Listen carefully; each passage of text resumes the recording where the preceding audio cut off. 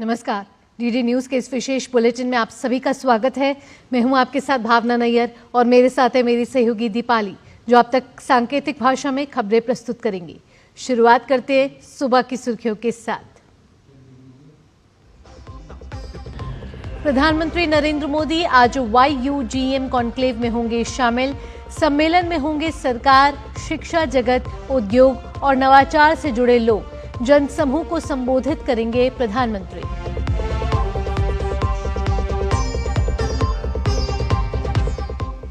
संयुक्त राष्ट्र की बैठक में भारत ने पाकिस्तान को बताया दुष्ट देश। कहा, आतंकवाद को बढ़ावा देता है पाकिस्तान। वैश्विक समुदाय से चुप्पी तोड़ने का आग्रह।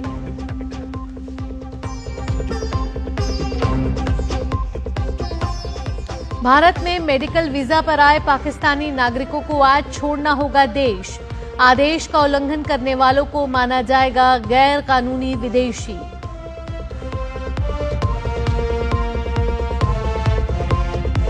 कनाडा में आम चुनाव के लिए मतदान जारी। सर्वे में पियरे पोलिवियर से आगे चल रहे हैं लिबरल उम्मीदवार मार्क कार्नी।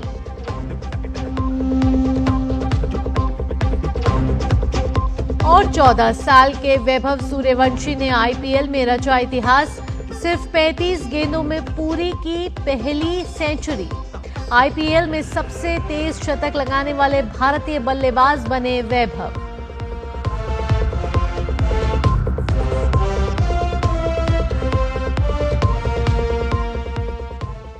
अब खबरें विस्तार से। प्रधानमंत्री नरेंद्र मोदी आज नई दिल्ली स्थित भारत मंडपम में आयोजित YUGM कॉन्क्लेव में हिस्सा लेंगे। इस दौरान उनका संबोधन भी होगा। युग्म का संस्कृत में अर्थ है संगम। ये अपनी तरह का पहला महत्वपूर्ण नीतिगत सम्मेलन है जिसमें सरकार, शैक्षणिक क्षेत्र, उद्योग जगत और नवाचार से संबंधित प्रमुख लोग हिस्सा ले रहे हैं। इस कार्यक्रम में कई महत्वपूर्ण परियोजनाओं की शुरुआत होगी। इसमें IIT कानपुर में आर्टिफिशियल इंटेलिजेंस और इंटेलिजेंट सिस्टम्स के लिए सुपर हब और IIT बॉम्बे में बायोसाइंसेज, बायोटेक्नोलॉजी, स्वास्थ्य और चिकित्सा के क्षेत्र में सुपर हब स्थापित किए जाएंगे।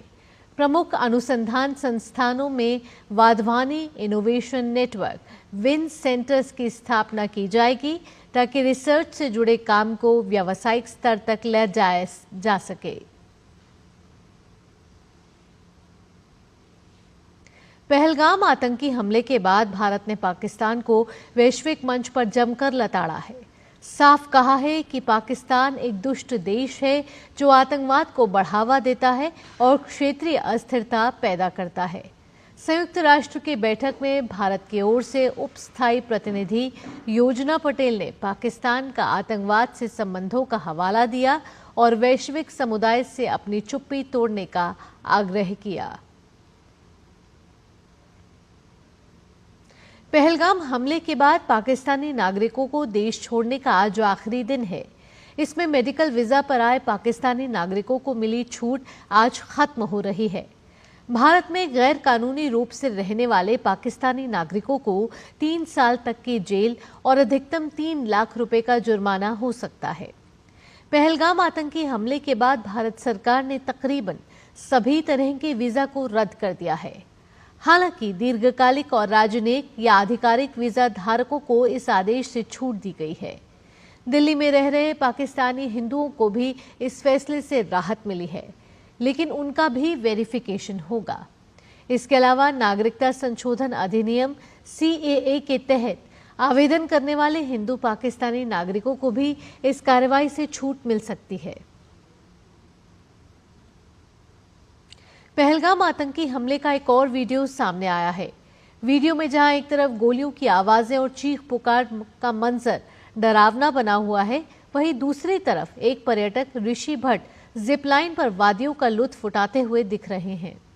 ऋषभ जब अपने मोबाइल से ऊंचाई पर यह वीडियो बना रहे थे, नीचे की तरफ बाकी पर्यटक अपनी जान बचाकर भाग रहे थे।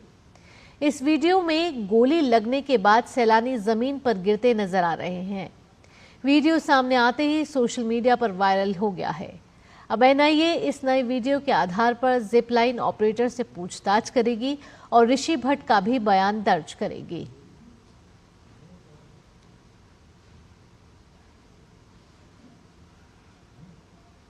पहलगाम में कायराना हमले के बाद भी पाकिस्तान अपनी हरकतों से बाज नहीं आ रहा।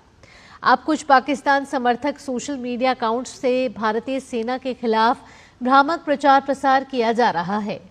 पाकिस्तान समर्थक सोशल मीडिया अकाउंट्स पर झूठा दावा किया जा रहा है कि भारतीय सेना की तैयारियों से जुड़े गोपनीय दस्तावेज लीक हो गए हैं। हालांकि पीआईबी फैक्ट चेक में यह दावा केवल झूठा साबित हुआ है।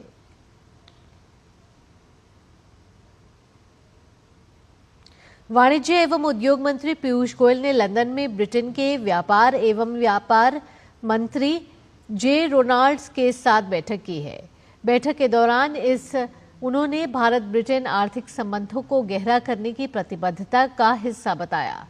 बैठक के बाद गोयल ने एक्स पर कहा कि द्विपक्षीय व्यापार और निवेश संबंधों को मजबूत करने के उद्देश्य से 2 दिवसीय चर्चा के लिए लंदन पहुंचा हूं।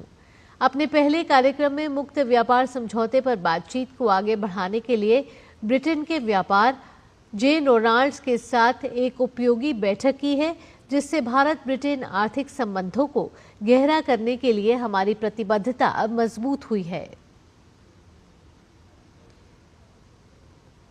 कनाडा में प्रधानमंत्री पद के लिए मतदान हुआ।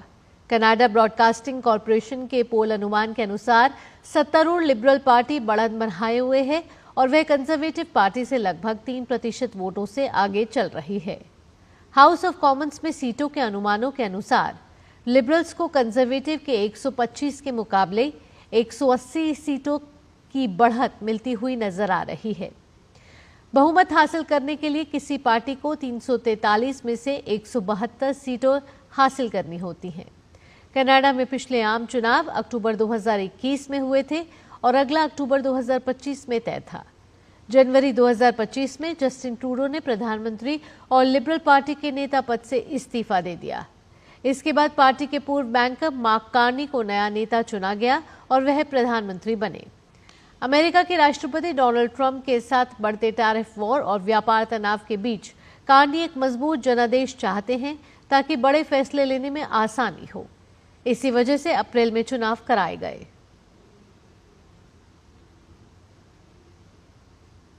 और अब खबर खेल जगत से। कहते हैं कि पूत के पांव पालने में ही नजर आ जाते हैं। बिहार के 14 साल के वैभव सूर्यवंशी इसका जीता जागता उदाहरण है। वैभव ने आईपीएल मुकाबले में इतिहास रच दिया है। गुजरात टाइटंस के खिलाफ उन्होंने ऐसी बल्लेबाजी की कि हर कोई देखता रह गया। आईपीएल में अपना तीसरा मैच खेल रहे वैभव ने एक-एक कर कई रिकॉर्ड तोड़े और उन पर अपना नाम लिखते चले गए।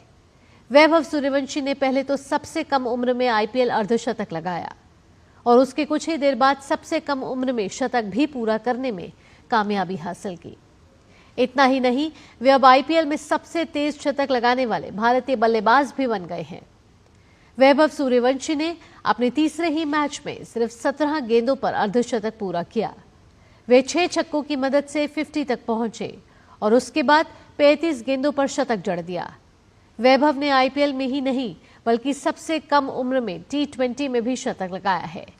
इससे पहले तक टी20 क्रिकेट में सबसे कम उम्र में शतक लगाने का रिकॉर्ड विजय जोल के नाम पर था। उन्होंने महाराष्ट्र की ओर से खेलते हुए मुंबई के खिलाफ 2013 में 18 साल और 118 दिन की उम्र में शतक लगाया था। वहीं वैभव सूर्यवंशी ने 14 साल और 32 दिन की उम्र में टी20 क्रिकेट में शतक ठोक दिया। आईपीएल 2025 के लिए पिछले साल के अंत में हुए मेगा ऑक्शन में वैभव सूर्यवंशी को राजस्थान रॉयल्स ने 1 करोड़ 10 लाख रुपए में खरीदा था। इसी के साथ वह आईपीएल करार पाने वाले सबसे युवा खिलाड़ी बन गए थे।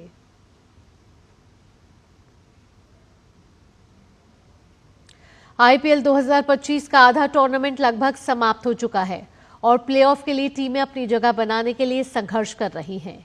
ऐसे में आने वाले समय में ये देखना दिलचस्प होगा कि हर कोने से बड़ी खबरें, हर मुद्दे की गहराई से पड़ताल, लेटेस्ट अपडेट और सटीक विश्लेषण। देखिए अंतर्राष्ट्रीय खबरों का भरोसेमंद कार्यक्रम खबर दुनिया की, सोमवार से शुक्रवार रात 10 बजे सिर्फ डीडी न्यूज पर।